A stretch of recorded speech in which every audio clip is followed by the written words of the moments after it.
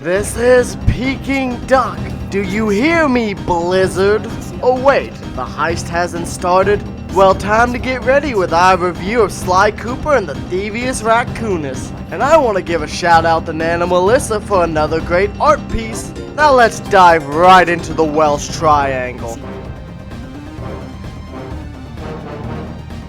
Developed by Sucker Punch Studios, also known for their fantastic, infamous series, Sly 1 was released in September of 2002. The game was developed with a process they called toon shading mixed with traditional cell shading, which gives the game a unique and memorable style. The overall concept of the game is a mixture of classic arcade mechanics such as one-hit kills and stealth gameplay like that seen in Metal Gear or Splinter Cell. Overall, it's an interesting blend.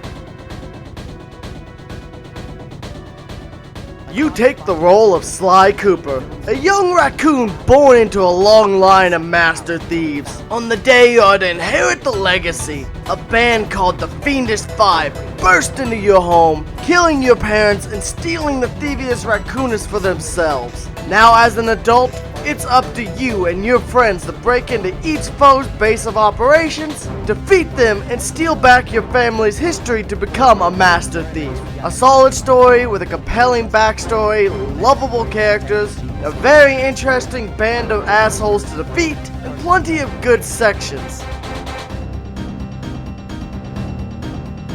Arcadey action with sneaky breaky fun. Think of a one-hit kill Metal Gear, but everyone dies in one hit with the exception of bosses. The nice thing about this game, there is a ton of variety. Every level is packed with different mechanics and gameplay. One level you'll be using a turret, the next you're racing around a track, the next sneaking through a casino stealing loot. The game never relies on the same gameplay for too long, always mixing it up and bringing in something new. The boss battles are also not traditional whack and smash battles, always different from one to the next. The first requires you to learn patterns and dodge attacks until he's weakened. The second relies on you roasting him with the sun as he's too strong to take on. And each battle is something new. The controls are simple, you just jump and hit the circle button. Legit, every time you see blue sparkles, use the circle button to activate a context-sensitive action. Otherwise, pretty standard platforming controls. You jump, you climb, you sneak across ledges. Your bumpers swap out your powers, which are activated by triangle. Your binocs are bound to L1, R1, and the controls are fine and I encountered no issues. Every level has different enemies, and they're themed to their particular area. The Welsh Triangle has aquatic animals, and each one has different attacks and styles. You got walruses as far as the eye can see, chucking stars, breathing fire, flopping on your skull, and smashing you with me mallet! You got energy shooting squids with flashlights. In Mesa City, you got card-chucking Dalmatians, bulldogs on chains that charge at you, Dobermans with Tommy guns, Basset Hounds with huge wrecking balls swinging for your skull. Point is, every area has a large variety to their enemies, all themed to that particular area and type. Each area in the game sets its own atmosphere and themes, which helps to make every area look and feel distinct. It never feels like one area is dragging on for too long and overstaying its welcome. We've all had those parts of the games that just feel like, come on, move, this is pissing me off. Plus, the variety is a nice breath of fresh air. Additionally, each area has additional voice lines that play over the PA systems that flesh out both the region and the big bads even more. Overall, it's a good time.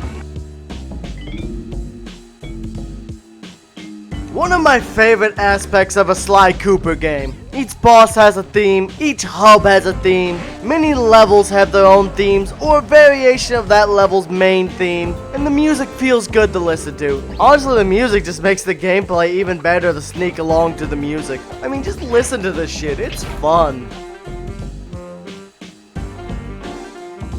Cartoony and slick, Sly Cooper uses a cartoon cel-shaded visual style, which really helps keep the game looking good all these years down the line. As I said in Splatterhouse, this style just ages a lot better than the overt focus on hyper-realism that some games just seem to jerk it to. Call of Duty! The comic style cutscenes are also nice and pretty, and it doesn't hurt that the game runs smoothly as well. I haven't encountered any bugs, and the performance is solid. Well, the one-shot mechanics can get annoying, especially for difficult boss fights like mugshots, where he unleashes a quick blast of Tommy gun fire, which can be very difficult to dodge. Though in most cases, enemies have a visual cue which gives you time to dodge out of the way, or you can sneak up on them and take them out from behind. My personal favorite is just throwing hat mines on top of annoying guards and blowing them to hell. Also, the game is rather short. While there is plenty of variety, the game can be beaten in about 6 to 7 hours, even shorter if you know what you're doing. But while not the longest game, it does pack a lot of variety into those hours, which makes it never feel dull. Plus, each level does have an optional challenge that when beaten unlocks additional bonus development content, which is a cool little extra. Sly Cooper, the underrated stealth game that sneaks in under giants such as Metal Gear and Splinter Cell, and managed to carve out its own niche and cult following.